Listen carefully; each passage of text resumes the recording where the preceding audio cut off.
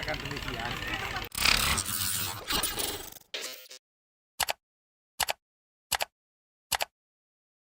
Kejaksaan Negeri Kejari, Palopo menggelar kontes layang-layang hias dalam rangka Hari Anti Korupsi Sedunia, Hakordia, 2023, Sabtu, 9 Desember 2023.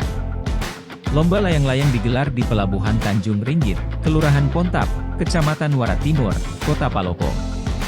Turut hadir PJ Wali Kota Palopo Andi Asrul Sani, Kapolres Palopo AKBP Safi Nafsikin, dan Dim 1403 Palopo Letkol Arm Kabit Bintoro Priyanbodo.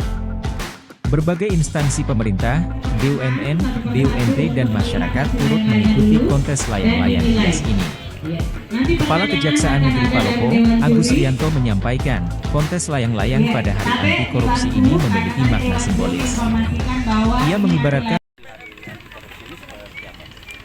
kaitannya secara simbolis ya. Ini kalau cocok logi boleh dikatakan demikian, bahwa layang-layang kita pahami, kerang layang-layang ibaratnya sama dengan struktur manusia sendiri. Itu ada tulang layang-layang sama dengan tulang manusia, terus kulit layang-layang adalah sama dengan kulit manusia, dan kita pahami bahwa itu hasil karya penciptaan. Sekedar informasi bagi seluruh yang mempunyai layang-layang peserta agar berdiri di samping layangnya masing-masing karena karena kalau kita pahami ini hasil karya sebagaimana istilahnya ciptaan ilahi sendiri, kita boleh ya tidak memperbandingkan ya, bukan Allah Maha Sempurna Maha Pencipta. Esensinya begini, layang-layang itu bisa terbang, ibaratnya akan menduduki jenjang yang lebih tinggi kalau ada dukungan doa, ibaratnya ada angin yang mendukungnya. Semakin tinggi mesti dipahami itu semakin berisiko karena terpaan lebih besar lagi. Contoh pada momen ini menghadapi pemilu, ya toh, kontestan terkait dengan peserta pemilu mesti paham juga terkait dengan nanti apabila dipercaya atas dukungan dari masyarakat, karena masyarakat adalah sama dengan suara atau kehendak ilahi. Kalau amanah ini tidak dilaksanakan dengan benar, dengan amanah, maka tidak tertutup kemungkinan amanah itu bisa diputus. Karena layang-layang yang sudah terbang tinggi menduduki derajat tinggi itu bisa diputus oleh yang memberikan kepercayaan. Masyarakat adalah pemegang kendalinya.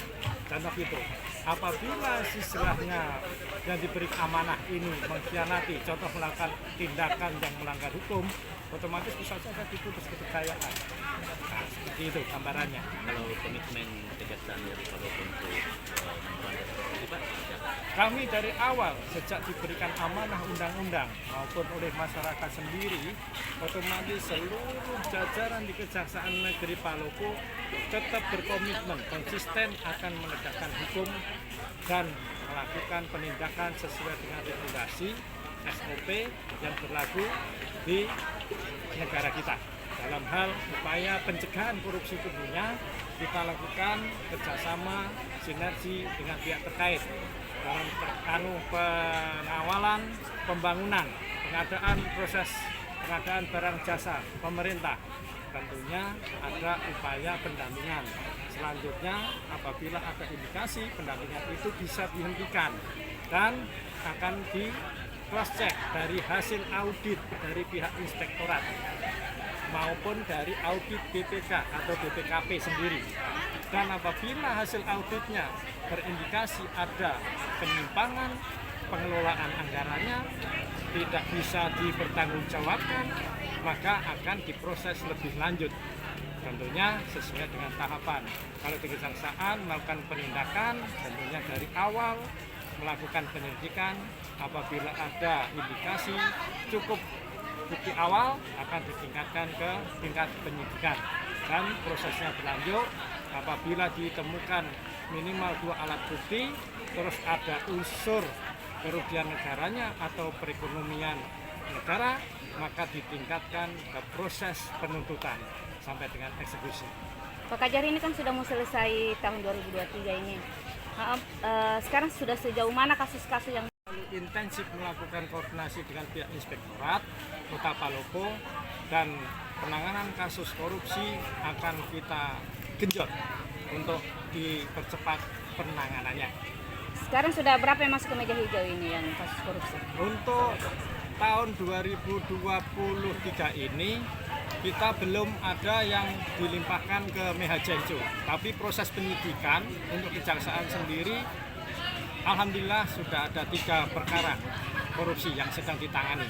Kita nunggu dari penghitungan kerugian negara yang dilakukan oleh pihak inspektorat.